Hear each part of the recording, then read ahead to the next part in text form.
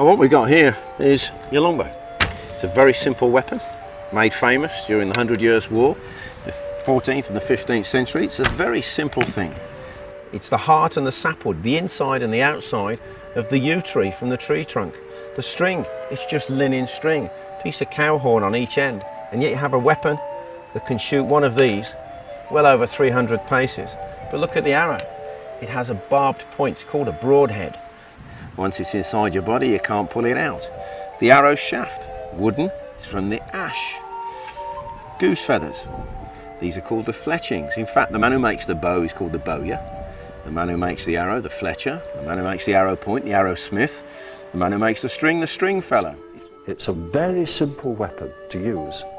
You draw your bow back, the full draw, then the energy stored in that bow is tremendous.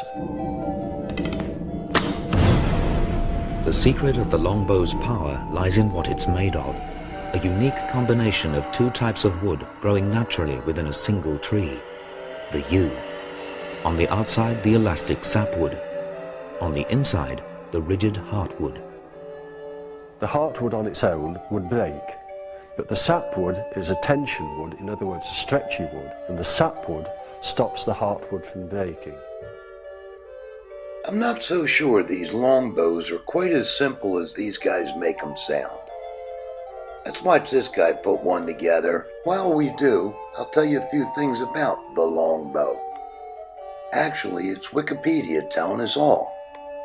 In the Middle Ages, the Welsh and English were famous for their powerful longbows, used to great effect in the civil wars of the period and against the French in the 100 Years' War.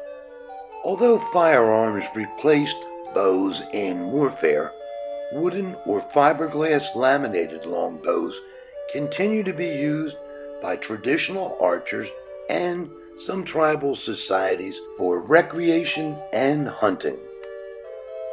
Speedy here is almost finished making his longbow, so next we'll move on to how the longbow was used in combat. And the 100 Years' War was the pinnacle of its use. In 1415, Henry V led the English into battle against the French.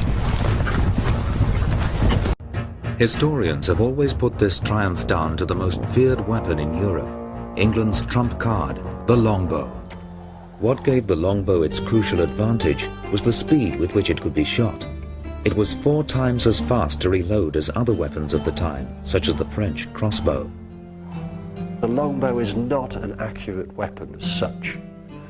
It's a weapon of mass firepower. You're pushing as many arrows over as you can and causing as much havoc as possible. There were 5,500 English archers, each loosing an average of 10 arrows a minute. So in the opening moments of the Battle of Agincourt, 55,000 English arrows would have rained down on the French knights. Henry's archers could clearly create a storm of arrows, but what damage did these arrows do? The weaker English bodkin arrow simply buckles when it hits the steel. There is no way it would have gone through French armor. So the mounted knights coming towards Henry's archers would have been very unlikely to have been killed or even injured by arrows from the longbow. Moreover, the legendary use of the longbow and the hail of arrows only account for the opening minutes of the battle. The fighting at Agincourt continued for another 2 hours. The longbow simply could not have been the decisive weapon history has claimed.